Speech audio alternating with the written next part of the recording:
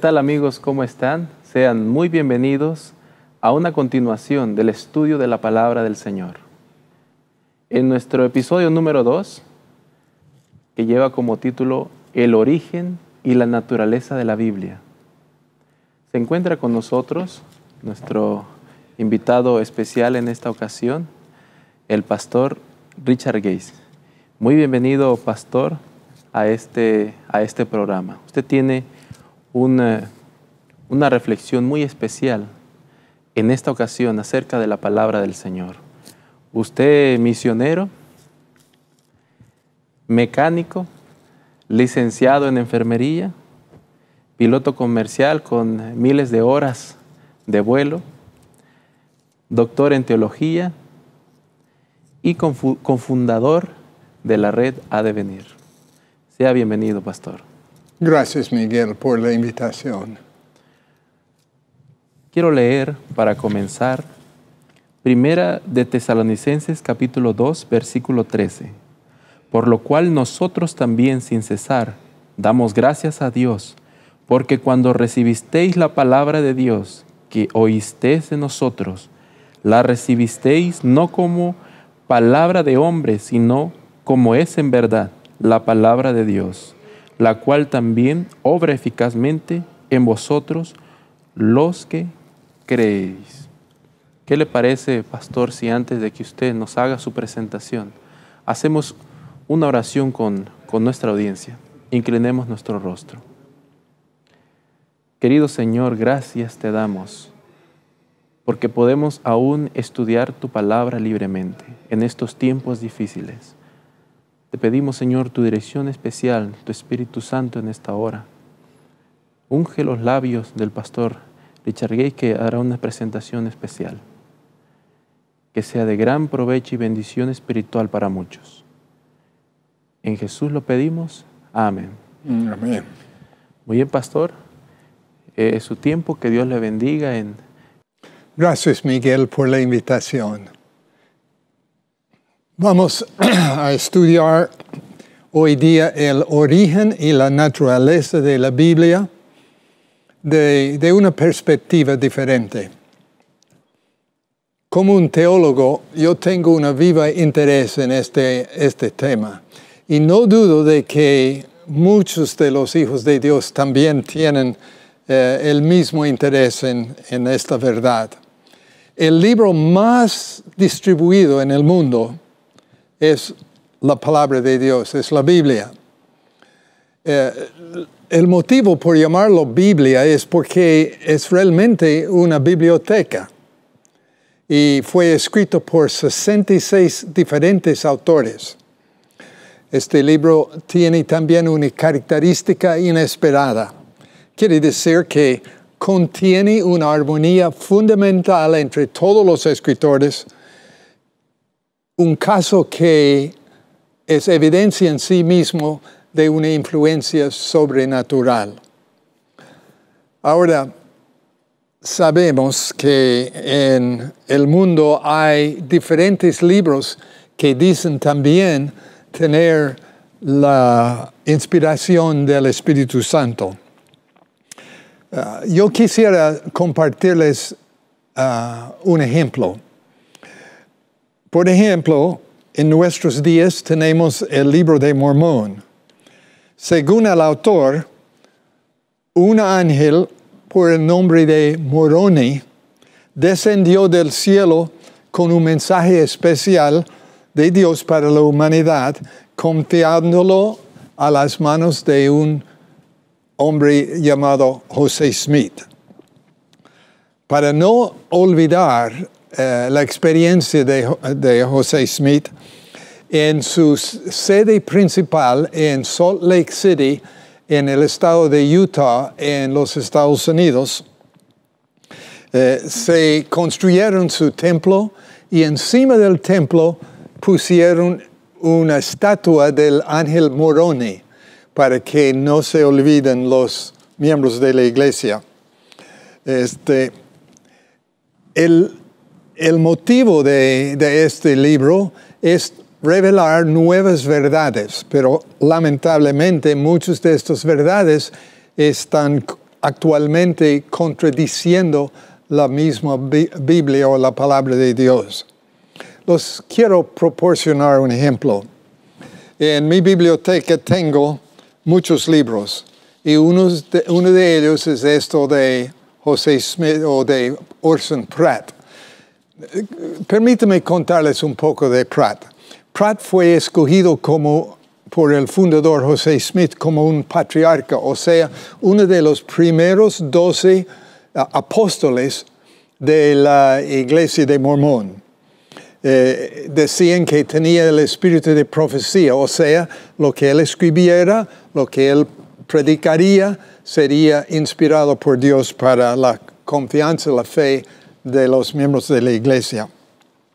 Ahora, él escribió ese libro en el año 1848.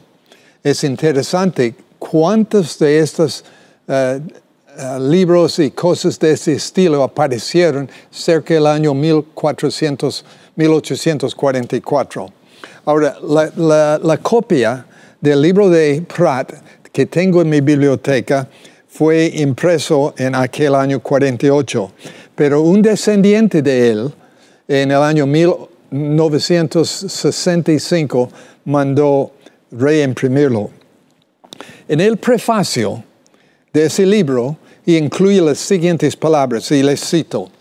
Eso es lo que dice: vestido con autoridad divina como apóstoles del Señor, su análisis inspirado de las Escrituras de los últimos días es como se relaciona la Biblia y ha traído luz al mundo. Pero en páginas 167 y 197, Orson Pratt escribió lo siguiente, hablando de la Biblia. No sabemos quiénes eran los autores de los libros enteros y no tenemos certeza de los cuyos nombres sabemos fueron escritos.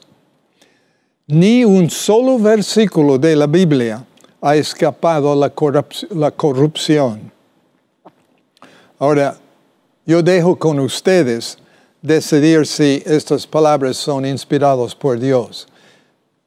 Está instalando una falta de confianza en la inspiración de la Biblia, la palabra de Dios. La Biblia fue enviada al mundo y entregado a la humanidad por un Dios compasivo para que tengamos una luz para guiar nuestros pies. Salmos 119, 105 dice: lámpara es a mis pies tu palabra y lumbrera a mi camino. El mismo Dios que pudo enviarnos sus consejos tiene poder para mantener la Biblia libre de errores para nuestra salvación. Es un caso de creer en un Dios que es todopoderoso. Y Hebreos 11:6 nos dice: sin fe es imposible agradar a Dios.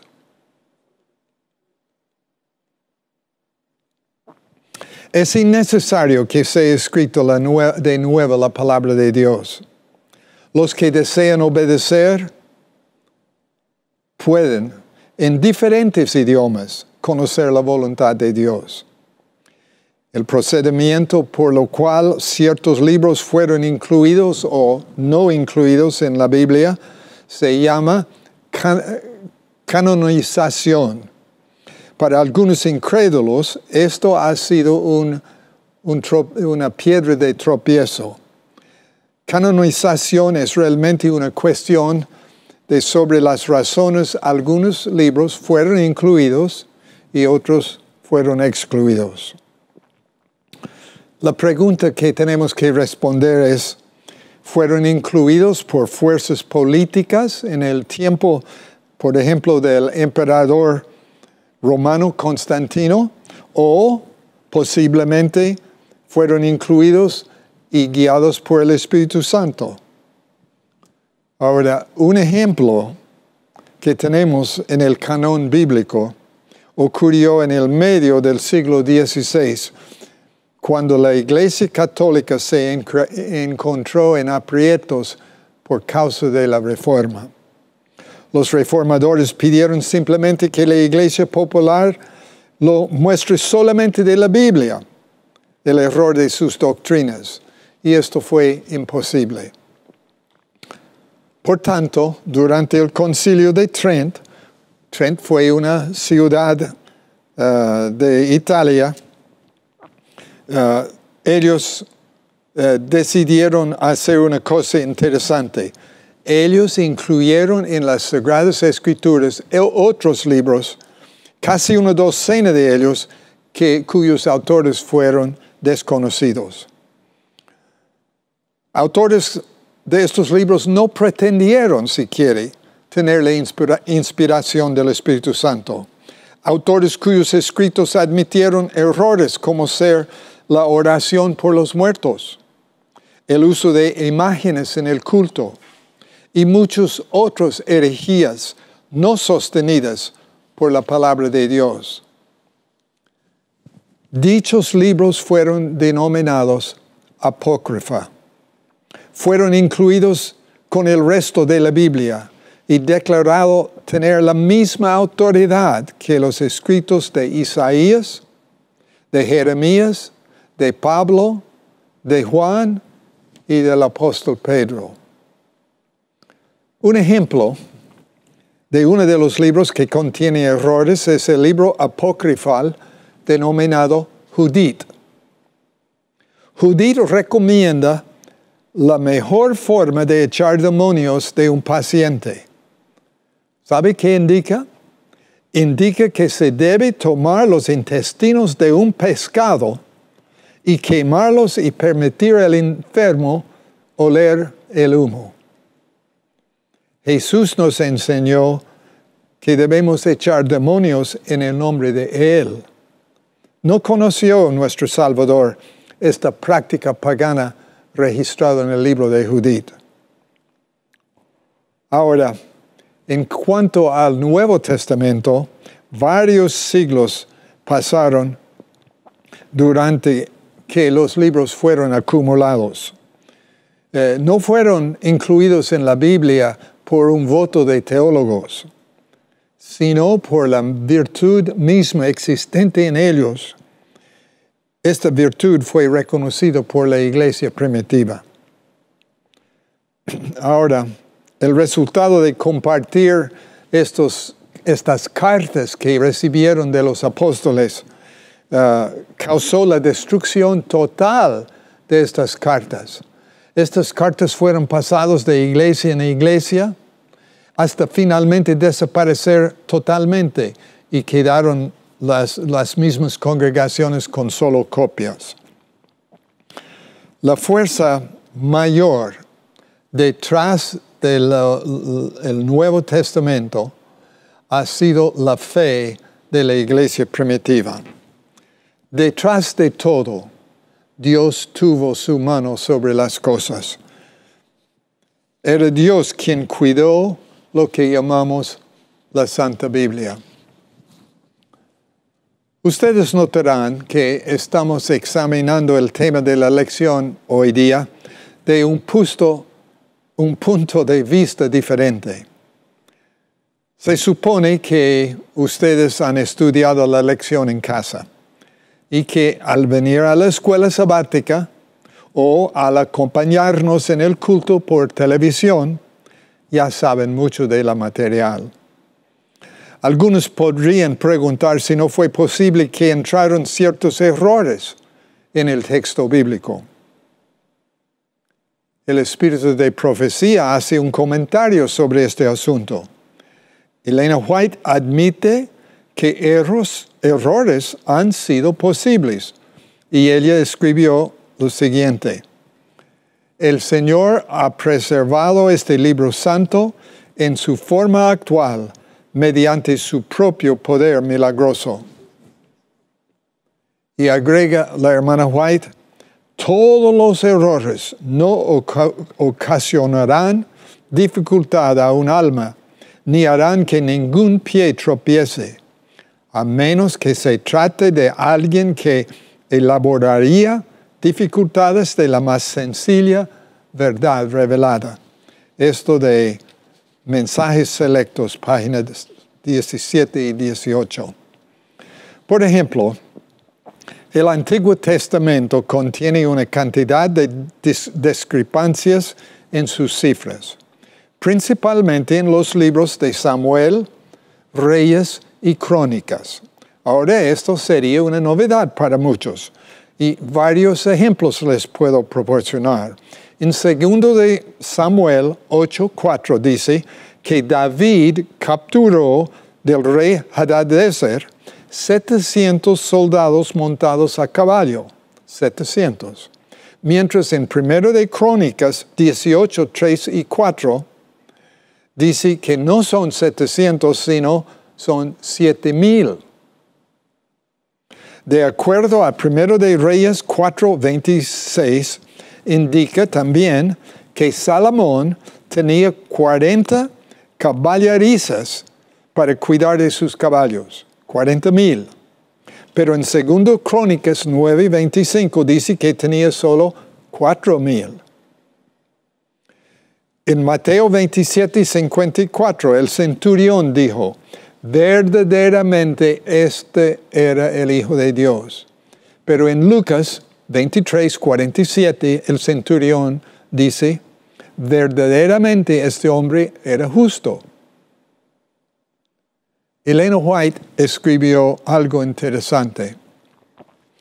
Algunos nos miran y nos dicen, ¿no piensan que pueda haber algún error hecho por la persona que copió el texto? ¿O posiblemente hecho por los traductores? Cierto, todo es posible. Todos los errores no causarán dificultades a un alma, ni causará sus pies a tropezar, salvo que tendrían problemas cuando la verdad es plenamente revelada. Mensajes Selectos, primer tomo, página 16. Algunos cristianos insisten, por ejemplo, que Dios reveló exactamente las mismas palabras de las Escrituras. Ahora, los adventistas no toman esta posición. El espíritu de profecía nos enseña que no fueron las palabras de la Biblia que fueron inspiradas, sino los hombres fueron inspirados. Y tenemos el testimonio de la misma Biblia en 2 de Pedro 1:21. Dice, porque nunca la profecía fue traída por voluntad humana, sino que los santos hombres de Dios hablaron siendo inspirados por el Espíritu Santo. Ahora un ejemplo les doy. Oseías confesó que él mismo fue un colector de frutas del campo. Oseías fue un humilde campesino. Así que lo que escribió vino de Dios, pero su vocabulario fue muy, muy sencillo. En comparación, el vocabulario del apóstol Pablo fue muy diferente. El apóstol fue un hombre muy educado académicamente. Su mensaje también fue de Dios, pero su vocabulario era muy diferente. Sería imposible inspirar las mismas palabras de la Biblia y a su vez esperar que sean traducidos a todos los idiomas, como algunos insisten. Por ejemplo, ser traducido al alemán, el ruso, el chino, el portugués, el español y el inglés. Todavía tener cada palabra inspirada y escogida por Dios mismo sería prácticamente imposible. Si las palabras realmente fueron inspiradas, solamente tendríamos Biblias en hebreo y griego. El poder milagroso de Dios nos dio la Biblia. Cubrió y preservó las ideas que Él quería comunicar a la humanidad. Adventistas creen que por medio del don de profecía, Dios comunicó su verdad a la humanidad sin estar contaminado con errores. Repetidamente Elena White escribió que la palabra de Dios era, esto en sus propias palabras, ella dijo, la palabra de Dios es el libro de los libros, el que Dios ha dado a los hombres como guía infalible. Educación Cristiana, página 54. Pregunto, ¿cuál sería y debe ser la actitud de los hijos de Dios cuando se encuentran cosas difíciles de entender? Ahora respondo. La Biblia admite que contiene tales cosas. Segundo de Pedro 3:16 nos dice que hay algunas cosas difíciles de entender. Frecuentemente una dificultad encontrada no es con el texto bíblico, sino el problema es de interpretación de ello. Algunos problemas se identifican, no porque existe un pasaje difícil de comprender, sino es por la ceguera o el perjuicio de parte del intérprete. Necesitamos tratar con las dificultades usando las mismas escrituras. Por ejemplo, a menudo los símbolos no tienen un significado al leerlos inicialmente, pero si seguimos estudiando y revisando la misma Biblia, se encuentra la respuesta. Un ejemplo de esta dificultad se encuentra en Apocalipsis 12:17, donde habla del dragón. Versículo 9 de Apocalipsis 12, en el mismo capítulo, explica el símbolo. Dice que el dragón es la serpiente antigua que se llama Diablo y Satanás.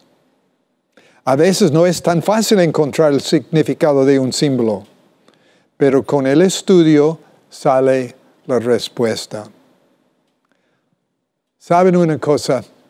Muchas personas no estudian la Biblia, la leen simplemente. Y es frecuentemente más provechoso tomar un solo tema o un solo capítulo y procurar entenderlo, buscando sus símbolos hasta comprenderlos, usando el mismo texto bíblico como autoridad máxima. Ahora, la Biblia tiene varios propósitos. Segundo de Timoteo 3:16 y 17 nos dice, toda la Escritura es inspirada por Dios y es útil para enseñar, para redarguir, para corregir, para instruir en justicia, a fin de que el hombre de Dios sea perfecto, enteramente preparado para toda buena obra. No todo texto bíblico sirve el mismo propósito. En el libro de Esdras, capítulo 1, versículo 1 al 4, se encuentran las palabras de un decreto del rey de Persia. El rey no tenía el don de profecía como lo tenían los profetas. Sin embargo, hizo su contribución a la palabra de Dios. Por el orden del cielo, las palabras del rey fueron incluidas en la Biblia. En su propósito fue diferente que los consejos de los profetas, pero fueron incluidos para enseñarnos la historia y el cumplimiento de las profecías. Una de las preciosas promesas que Dios nos ha dado se encuentra en Amós 3:7. Dice, porque no hará nada Jehová el Señor sin que revele su secreto a sus siervos los profetas. Es precioso. Por 120 años, Dios mandó por Noé un aviso a los antediluvianos de que el mundo sería destruido por agua. Lamentablemente, todo fue en vano. Uno me preguntó el otro día, ¿qué pasó con los carpinteros que empleó Noé en la construcción del arca? Es una buena pregunta. ¿Qué pasó con los carpinteros? ¿Sabe? La respuesta se ve en la situación actual hoy en día. Mucha gente conoce la verdad por relacionarse estrechamente con nosotros. Pero a pesar de esto, algunos no someten sus vidas a ser controladas por Dios. En la mayoría de los hogares en el mundo cristiano existen a lo menos una copia de la palabra de Dios. Y en muchos otros hogares existen más que una copia. Y yo pregunto, ¿qué diremos a Dios en el juicio por haber ignorado su carta a nosotros? Me imagino que Adán, el padre de la raza, tuvo una memoria fotográfica. No olvidó nada. No fue necesario poner en sus manos una copia escrita del plan de Dios para la humanidad. Solo cuando la raza se degeneró y llegó a ser olvidadiza, entonces fue necesario darnos por escrito el plan divino. Cristo vino al mundo para salvar a la raza humana. Depende de cada persona cómo reaccionar a la oferta de perdón y la vida eterna. La Biblia dice en Juan 7:17, el que quiera hacer la voluntad de Dios conocerá si la doctrina es de Dios. Es una promesa que Dios nos ha hecho. Existe un argumento común que se utiliza para no obedecer las claras declaraciones de la Biblia. Simplemente se evita la responsabilidad con decir que, por ejemplo, la idea de obedecer la ley de Dios al examinarla es meramente una interpretación personal de uno. Muchos cristianos, sean católicos o protestantes, dejen con su guía espiritual su destino eterno. La actitud de muchos es de disculparse porque no han tenido la oportunidad de estudiar en un seminario. Efectivamente dicen lo siguiente, no en tantas palabras, pero así se comportan. Se dicen al sacerdote o al pastor que ha estudiado idiomas bíblicos, el griego o el hebreo, él sabe los idiomas bíblicos y él me puede decir lo que la palabra de Dios enseña y esto es lo que voy a creer. Por encargar al dirigente espiritual el cuidado de sus almas, millones han de perder la vida eterna. Es delicto hacer esto. Existen demasiadas voces en el mundo espiritual. Cada uno tiene una idea diferente. Y Satanás está confundiendo a las multitudes. La promesa de Jesús es que Dios mismo se hará responsable para enseñarnos la verdad que está enseñada en la Biblia.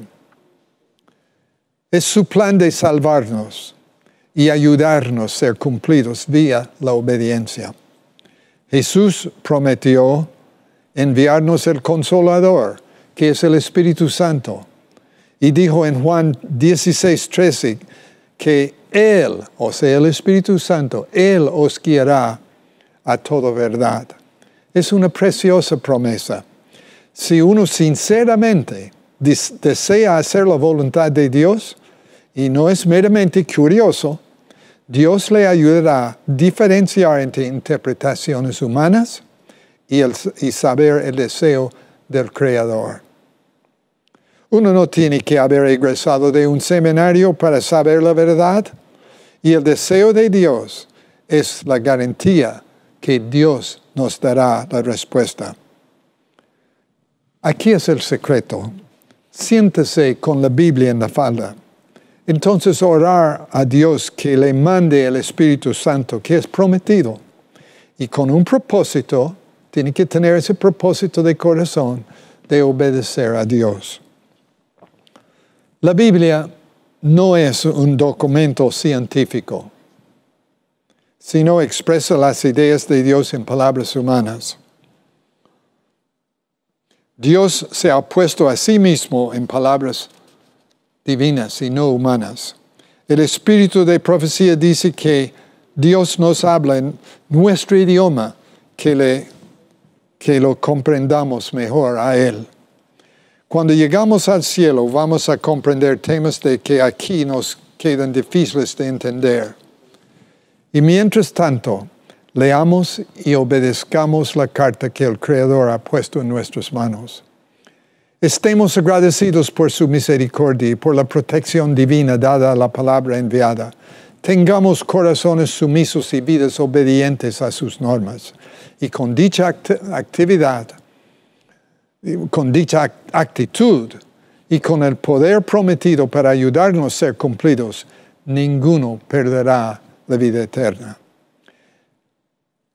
Ahora hemos examinado varios aspectos de la palabra de Dios y ahora debemos comprender mejor el precioso galardón que Dios ha puesto en nuestras manos. Que cada adventista vuelva a tener la reputación de ser miembro del pueblo que conoce mejor todos los demás doctrinas de la palabra de Dios. Esto es mi deseo para ustedes. Y un día muy pronto podemos encontrarnos cara a cara con el autor de la Biblia. Esto es mi oración por cada uno de ustedes. Amén.